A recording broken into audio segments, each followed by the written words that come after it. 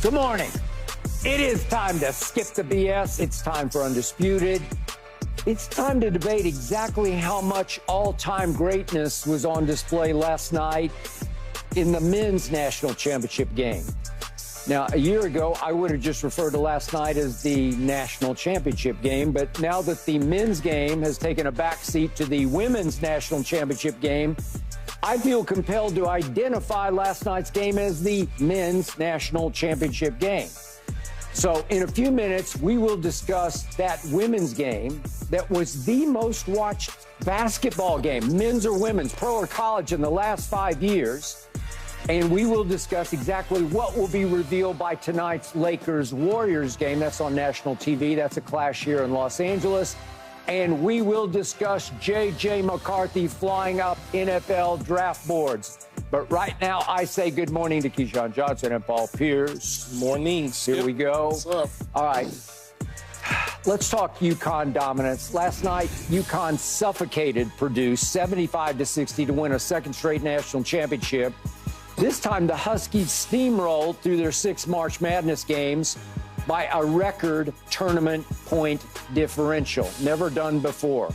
So, Paul Pierce, exactly how impressive were the Huskies to you last night and in this tournament? Well, that's very impressive. I mean, the numbers ain't gonna lie to you. I mean, obviously, when you average margin of victory is by 23 points a game, you have to start saying, where do they rank in NCAA history? Was it impressive? Absolutely, but it also told me how down the college game is. Maybe, yep. You know, I mean, I've never seen this before. I mean, why are they winning by an average of 23 points in the NCAA tournament? So you think it's more about the lack of competition? The lack of competition just wasn't there. I mean, didn't have the star power. I can't even tell you who's going to be a top pick as far as did they even play against any top picks in the whole tournament. And so, I mean, while impressive, I will say that because of the college game being as down as it was like second nature for me to watch this game after what went on in the girls' tournament. So, you know, I kind of just watched it, eating chips, walking around the kitchen, whereas the girls' game, I was glued to the seat. I'm with you. I was lollygagging around, but it was definitely impressive, especially when you talk about this team went back-to-back. So we have to start talking about, you know, where this team ranks as far as greatest teams at some point. All right, we will get into that. Split-screened it? Split-screened it. Dodgers. You split-screened. Yeah, I had the split screen. Once the Dodgers went off, then I found something else to watch on the split screen. Look, it was fun a little bit because it was exciting just to see him jumping around and, you know, talking a little trash and whatnot, a couple dunks here and there. They didn't obviously have an answer for Zach Edey. He was dominant, you know, as a big. But they only, Purdue, for instance, they only shot the 3 7 times in the entire game. It was 1 for 7. Where you look up in UConn was pulling it, they shot it 22 times. So it was almost like their game plan, Purdue's game plan, was destined to fail against UConn no matter what they tried to do. It just didn't, you know, you tried, at least I did, I tried to get into it as much as I could. But like Paul said, it's the men's game. It's somewhat watered down. There was no star power. I mean, other than the people, other than the pregame, halftime, and postgame show, that's where all the stars were at. Yeah, with Charles Barkley and company, that was the stars. Yep. And so, heck, they even had Drew Brees on before the game from Purdue, so that was star power, and he played football. And then you got a chance to see the former Purdue coach there. And so it was kind of like, all right, I tipped my hat off to him. And I know what Paul is saying about the start to have this conversation about the greatest team ever in college basketball. I got certainly a couple teams that'll probably sweep the floor with them. We're going to get there. We'll get there. And so, in the end, I'm happy for Hurley. I'm happy for UConn. But in all honesty, Skip, it was not. You could just feel our energy this morning talking about that versus South Carolina and Iowa. It was just a different energy level, mindset, or excitement. Iowa and LSU. Or Iowa and LSU. Iowa and UConn. Or Iowa and UConn. Yeah, okay. Yeah. What I saw last night was extremely impressive relative to the competition in this year's tournament, because I can make a strong case that no team in any single NCAA tournament has ever been better than the field, and this team was better than the field, because I can just back it up with that point differential. So I can make a case that relative to the competition, this was the single most dominant college team in history. But to your point, and we're going to get to here in just a few minutes, if you start ranking it all time against all the other teams that won championships, it's going to suffer by comparison. But if you just look at last night, think about this. You did have the best team in the country against clearly the second best team in the country all year long, because Purdue all year long, it was very clear they were the second best team because they had the first best player. They had a back-to-back two-time National Player of the Year in Zach Edey, who played like a Player of the Year last night. I mean, he threw up 37. What do you have on the boards? 10 or so? I mean, it was highly, yeah, 10 rebounds. 10 boards. 37 and 10. Be nice for him to make his free throws. Okay. Well, he's not that, and he doesn't shoot any threes, so he doesn't pose any threat like so many of the new NBA bigs. Even Chet Holmgren comes along, and he's stroking threes, and obviously now Wemby, now that he's got his legs underneath him, he's starting to make threes. So now the new wave in the NBA is 7 foot something who can take you outside and drain threes on you. Well, that's not Zach Edey. So I wasn't all that impressed with him, because what UConn did was they just said, you can have all you want, big dog. Eat all night, because all you can eat will be twos and ones, because you'll make a few free throws, but you'll make mostly twos. And I thought he had to work pretty hard against Klingon for his twos, but he showed me some footwork. He showed me a left hand. He showed me a little bit of a jump hook, you know, which was pretty impressive. I don't think he made a shot outside of 6 foot. No, but that's who he's been. That's why he was back-to-back Player of the Year, because he was man among boys. And by the way, he stayed the whole way at Purdue. So how old is he? 22 or what? You know, he's 8-year senior. Yeah, he's one of those. Okay, so here's what got me about UConn last night. UConn actually brought its B game. UConn didn't play very well last night, and they ho-hummed Purdue, because look what UConn did. They're 6 of 22 from three. 6 of 22. If I told you guys that at the end of the show yesterday, Paul wasn't here, but if I told Keyshawn, if I'd said, okay, I know for a fact that UConn's going to go 6 of 22 from three, you'd say, uh-oh, I smell an upset here, right? To your point, Keyshawn, the other team, the second best team in the country, shot 1 for 7. It's because they couldn't even get a shot off, because they got suffocated by UConn's guards defense, because UConn can flat out guard you from end to end, and they were all over them to the point they couldn't get a shot. I'm going to show you one. The only three that Purdue made was a Braden Smith three. And once upon a time, yeah, he's the Indiana Player of the Year. You know, he's the high school Player of the Year. Here's at the end of the half, and he goes up, and it's highly contested, and he goes crazy after he makes it. He goes running, looking to his like that was a huge thing that he finally made a three. And again, it wasn't a wide open three; it was a highly contested three, and he felt like he had won the national championship because he actually made a three. Okay, that's 1 out of 7. I'm going to remind you, Purdue during the regular season was second in the nation in three-point shooting to Kentucky. I don't know where that got Kentucky. It got them out because they lost to a 14 seed, but they were second in the regular season in three-point shooting at 40.4%. Well, help me out. 1 of 7 ain't exactly 40.4%. So they got up against 3 guards who 2 of them are going to play in the NBA, Tristan Newton and Stephon Castle. And then Cam Spencer is the classic college guard because he was a transfer from Rutgers, but he's just the classic great college player that you want on your team. I don't think he can make it in the NBA. I could be wrong. Maybe he'll find a way. He's a hustle man. He's a hustle man, but he's 6'4", and he made some smart plays, and he made some hustle plays, and he made a couple of nice shots, like up and under shots. And you say, okay, you know why? Because he's 24 years old and he's a graduate student. Right. So he's man among boys. Another 8-year senior, huh? Okay, well, there you go. But they're loaded. And then Caravan, I don't know if you've watched UConn, but I have all year. Caravan's going to be an NBA player, and he's 6'8", and he scored 5 points last night. He had a terrible game. He shot 1 of 6 from 3. And Caravan, I checked this out this morning, He had 8 games this year of over 20 points. What if he'd gone off last night? None of them really went off last night. Tristan Newton had a nice game, but didn't have an all-time great game. But defensively, they are so NBA loaded. Not that they're going to dominate the NBA, but they got 4 or 5 guys who are going to make it in the NBA. Well, nobody else does. And that's the point of this year's tournament. They just don't have it. So in this game, it was a mismatch of defense versus Purdue's offense because it's Zach Edey or bust, and they busted. And in the second half, look what the guards did. The UConn guards outscored Connecticut's guards 46-17. Well, that's the game right there. So Edey can eat all he wants, and sorry, it's all UConn all the time. So they just only a 6-point lead at halftime, though, right? Yeah. It was. I didn't. And it never got back down to single digits after that. I think it went up to 11, and then the rest was history. I thought Purdue played right into the hands of UConn, especially from a defensive standpoint, because like you said, Skip, they were reluctant to even shoot the 3.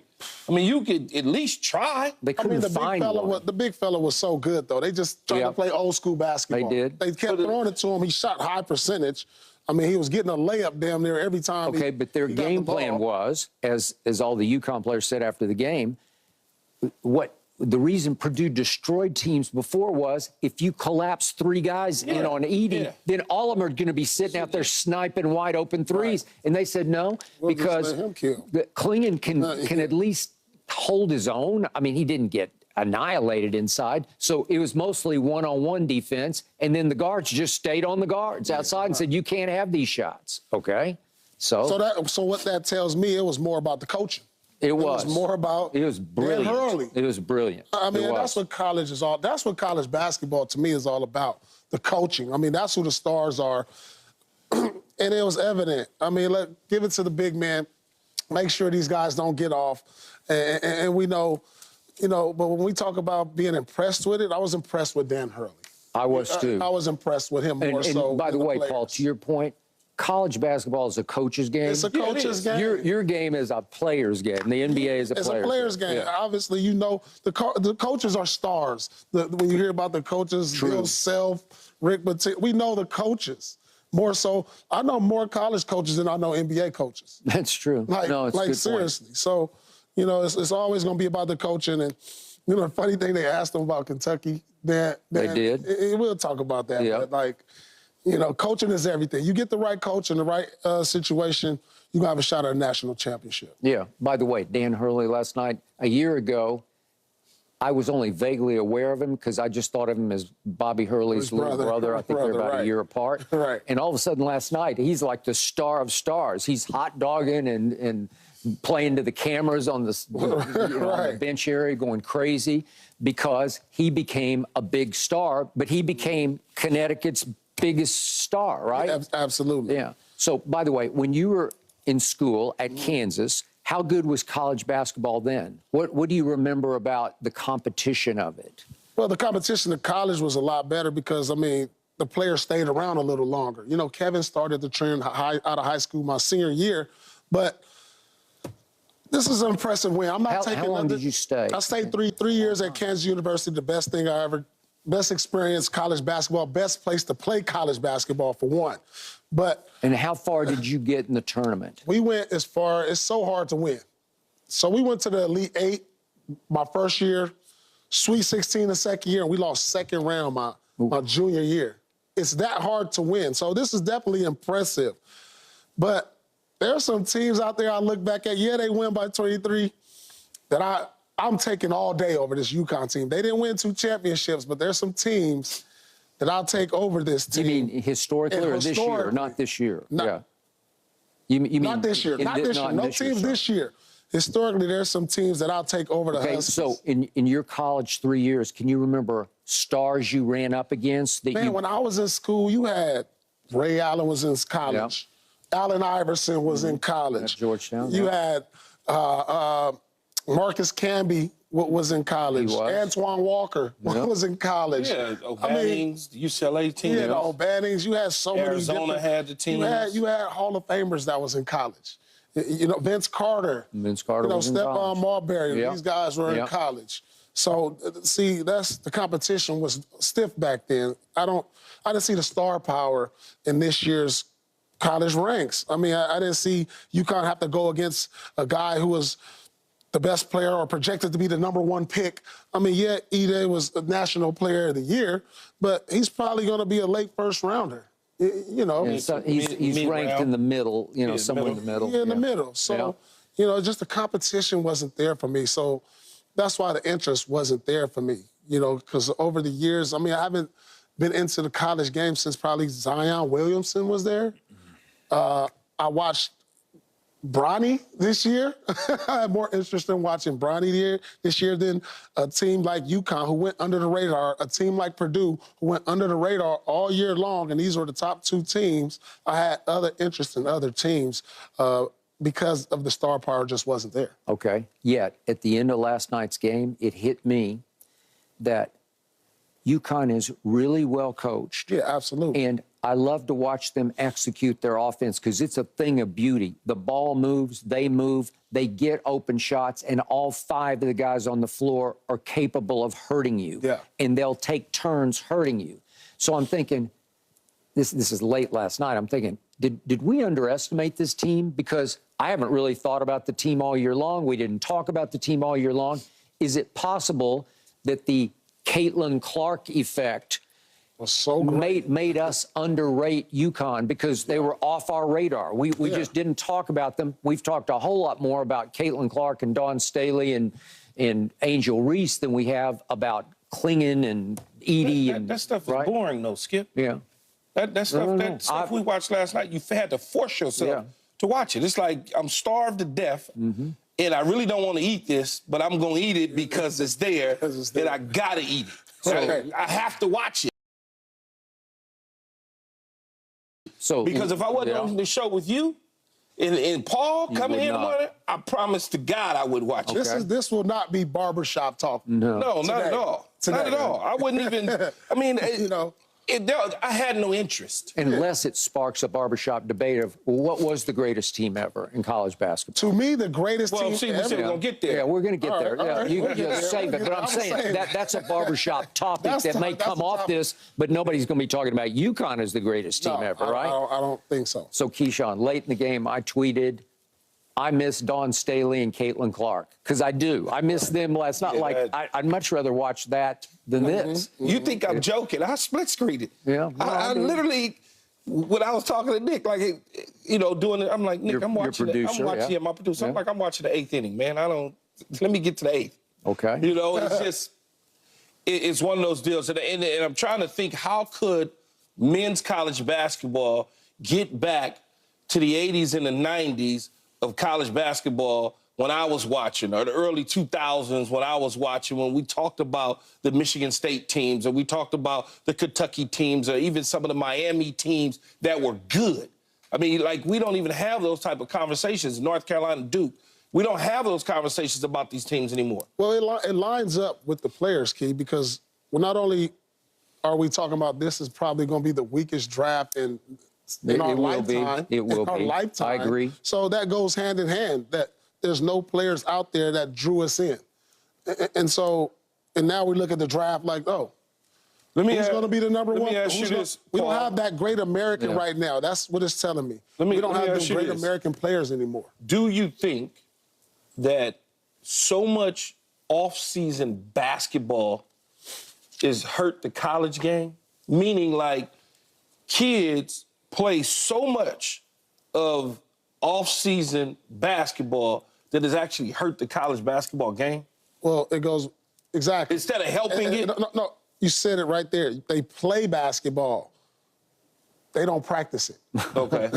They play you need to practice the game. You know, because when y'all played, if I remember correctly, you didn't play. They didn't play. They come to UCLA, they get some run in the summertime, a few games. You got it. And that's pretty much it. So me just and they go back to college. So, like, listen, so my connect with the newer generation and what I hear and from what I see, you know, these younger players that's coming up now, they play in all these AAU exhibitions. They travel the world. They have all these caps, USA, Nike, Adidas. And when you look at the players from overseas in Europe, they play one game a week. Yeah. They practice 5-6 days a week, sometimes twice a day.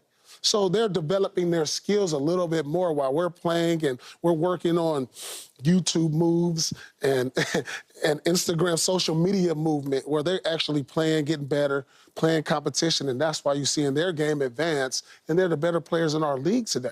Well, I mean, I can make a case that the two best players in your league right now are Joker and Luka. I can make that case, Yeah, right? absolutely. Or you can say Giannis or Embiid. That wouldn't be a case. That would be factual. That's what I'm saying. Especially from a scoring standpoint. Right. And neither one of them are what you would call explosively athletic, and neither one of them are leapers. And I don't think Luka can jump. Can dunk. I don't think he can. No, he can dunk. So it just goes to tell you that they're putting more work on their skills. Yeah. No, it is. Where we're worried about the weights and athleticism and running, but they're more skilled than us. They are. I mean, it's just obvious in the shows. Right. So once upon a time, I was in New Orleans sitting on press row, courtside, 1982 national championship game, and I'm looking out on a floor that features Michael Jordan and James Worthy and Sam Perkins on one side, and Patrick Ewing and Sleepy Floyd on the other side, and it is the most star power I've ever seen on a college court at one time. Jordan was just a freshman, obviously, but he hit the shot that won the game. Who? Kenny Smith. Yeah, he was on that team. Yep. Kenny Smith. Was he? I don't even think so. Yeah, definitely was on that team. I'm not sure. But anyway, the point is, and it went down to the wire, and that was it, Freddie Brown lost his mind and threw it to James Worthy as if it was his teammate, but it was 63-62, and it was the greatest national championship game I had ever seen, but it featured stars, and trust me, the world tuned in to watch that game, and the barbershop was buzzing about that game the next day. Not this one. No, not at all. This one's going to get swept under the rug, and we're going to move on and next, right? see what's going on. Right. Barbershop when we're talking about this. Yeah, well, the barbershop might be talking about this game by tomorrow because we got